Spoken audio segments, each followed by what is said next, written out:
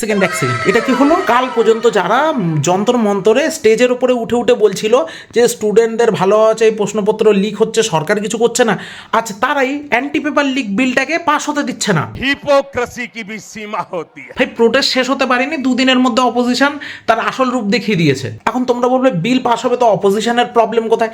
ভাই এই বিলে এমন কিছু আছে যাতে ভাই এরা নিজেরাও ফেসে যাবে।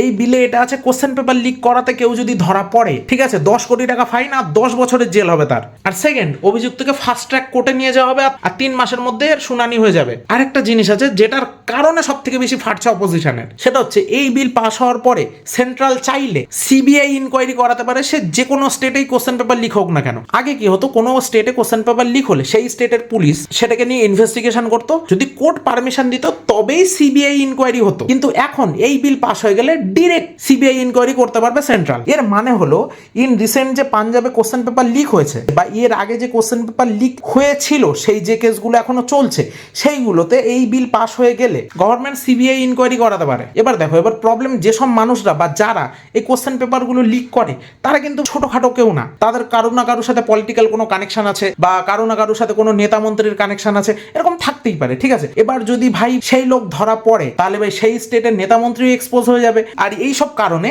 এই বিলটাকে কেউ পাস হতে দিচ্ছে না। এই কারণেই না আমার ইন্ডিয়ান পলিটিক্স সব থেকে বেশি খারাপ লাগে। কাল পর্যন্ত মানে এক সপ্তাহ কাটেনি যারা কিনা স্টেজের ওপরে চিল্লে চিল্লে স্টুডেন্টদের জন্য প্রোটেস্ট করছিল, আজকে তারাই স্টুডেন্টদের ফেভারে আসে এমন একটা বিল যেটা পাস হলে স্টুডেন্টদের হেল্প হতো, সেটাকেই এরা পাস হতে দিচ্ছে না। আর তোমরা চ্যানেলটা সাবস্ক্রাইব করে দিও।